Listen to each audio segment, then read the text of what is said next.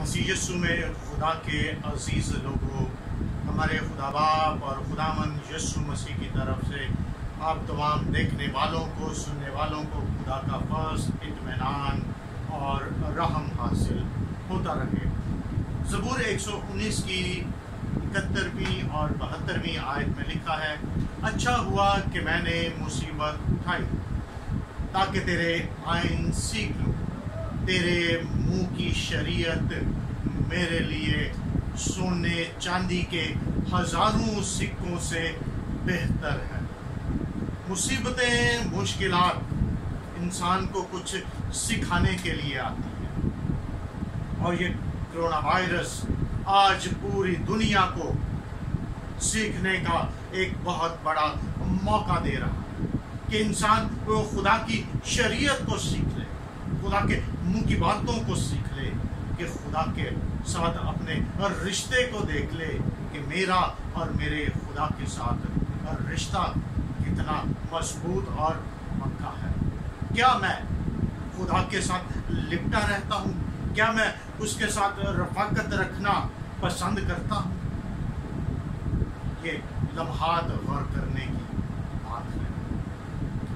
China को सिर्फ corona virus के साथ लड़ना था, इसलिए वो बहुत जल्द जीत गया और फतह पाई। मगर हम लोगों को न सिर्फ कोरोना वायरस के साथ लड़ना है, बल्कि जहालत के साथ, गुर्बत के साथ, ज़ख़ीराअंदोज़ी के खिलाफ, मुनाफाखोरी के खिलाफ, फ़िरकावारियत के खिलाफ लड़ना है, ताकि हम जीत सकें। यहाँ पर जब से कोरोना वायरस का सिलसिला शुरू आया है, तो बहुत से लोगों ने अनाज को ज़ख़ीरा कर लिया है, बहुत से लोगों ने उनको महंगे दामों फरोख्त करना शुरू कर दिया है।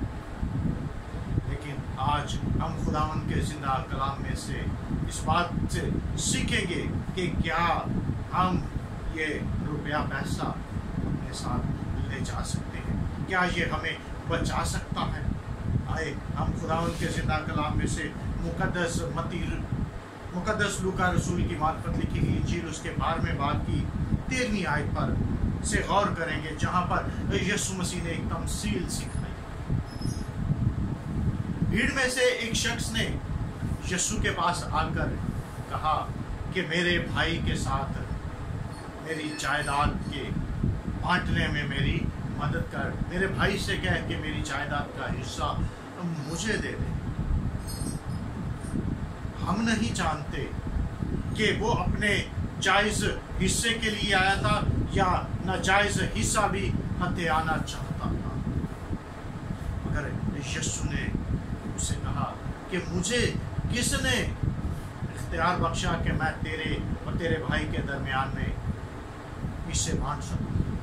मेरे पास कोई कानूनी इख्तियार नहीं है, अगर मैं कर भी दूं तो उसका कोई फ़ायदा नहीं है।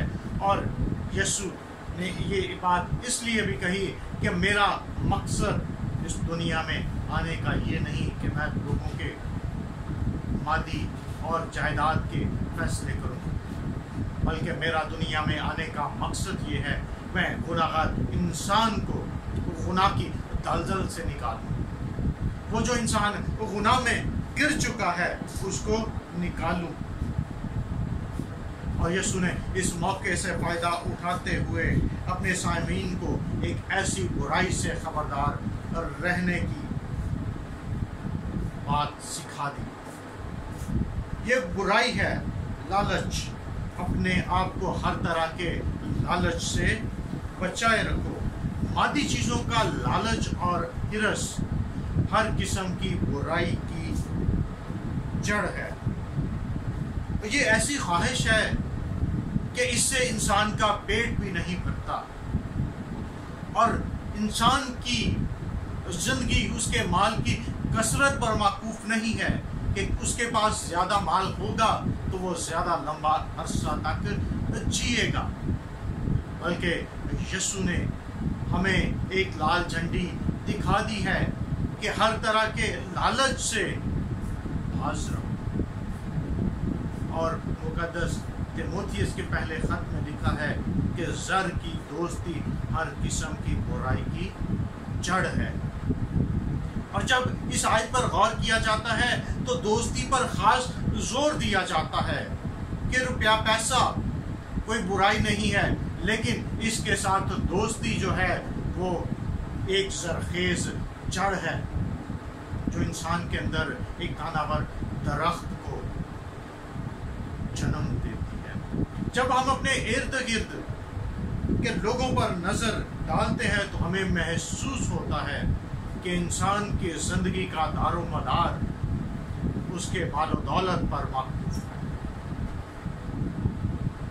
और इंसान ये ख्याल करता है कि माशरे में मेरी इज्जत मेरे बैंक बैलेंस से है, मेरे मालो दौलत से है।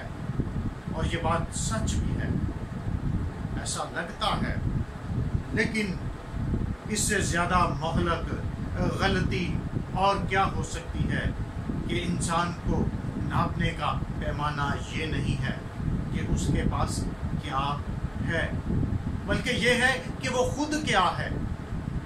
इंसान खुद क्या है,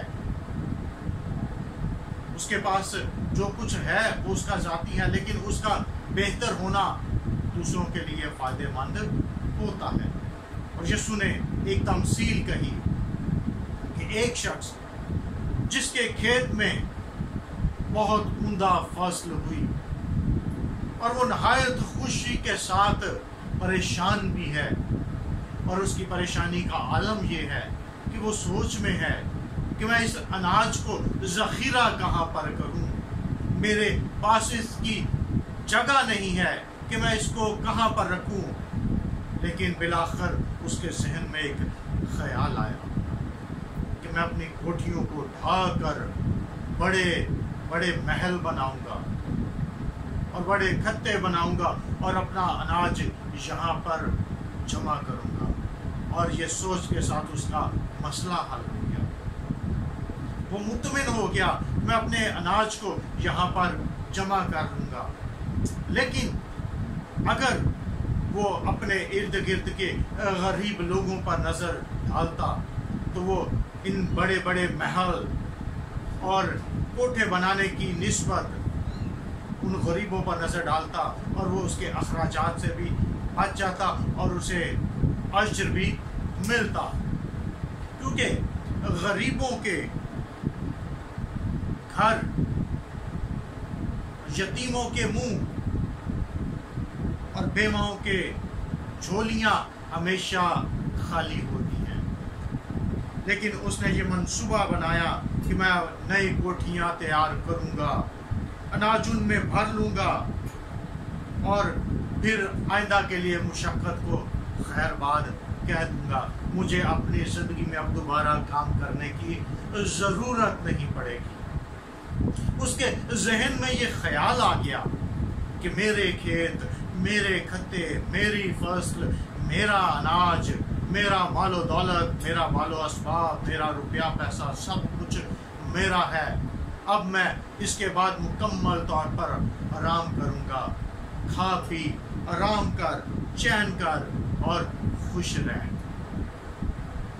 जब उसने ये मंसूबा बना लिया अपने मुस्तकबिल का, तो वो खुदा के मंसूबे के साथ टकरा गया,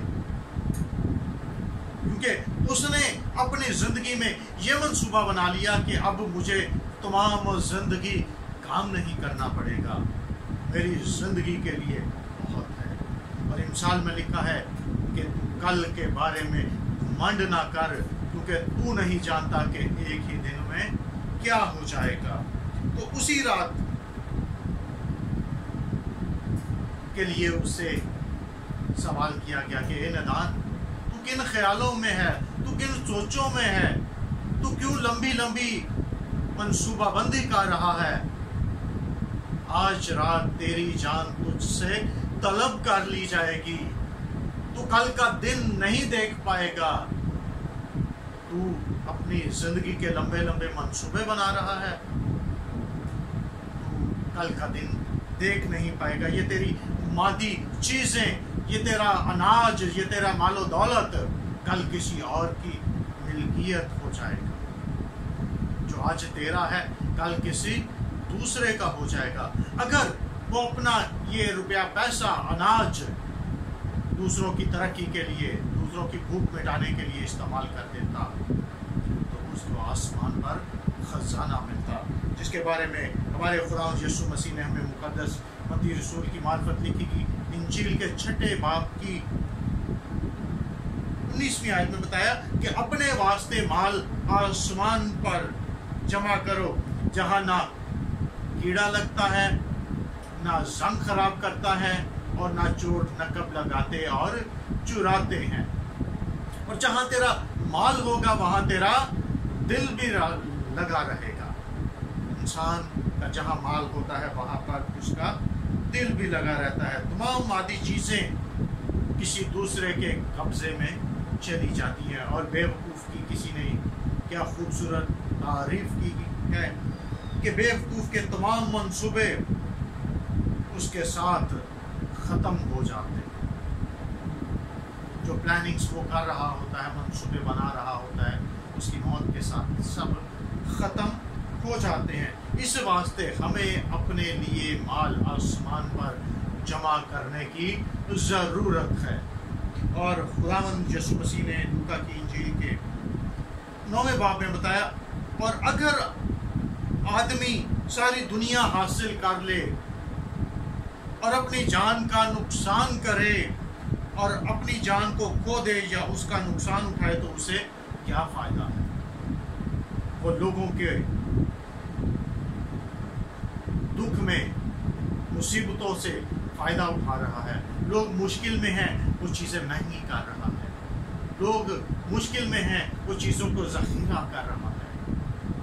ये पैगाम आज ना सिर्फ हमारे मुल्क के लिए बल्कि दुनिया भर के लोगों के लिए है कि इस मुसीबत की घड़ी में हम ये सीखें कि हम ज़ख़ीरा करके अपने साथ नहीं ले जा सकते, ना हम इससे आखिरत खरीद सकते हैं। क्योंकि किसी ने कहा है कि कफन के तो जेब भी नहीं होती, और कहा जाता है कि सिकंदर आज़म जब दुनिया से गया तो उसके दोनों हाथ खाली थे। उसने ये कह रखा था कि मेरे हाथ कफन से बाहर रखना, ताकि दुनिया के लिए ये पैगाम हो कि एक फातेह इंसान जिसने पूरी दुनिया को फतह किया है, जब वो दुनिया से जा रहा है तो खाली हाथ है। इंसान की जिंदगी उसके माल की कसरत पर मौकूफ नहीं है।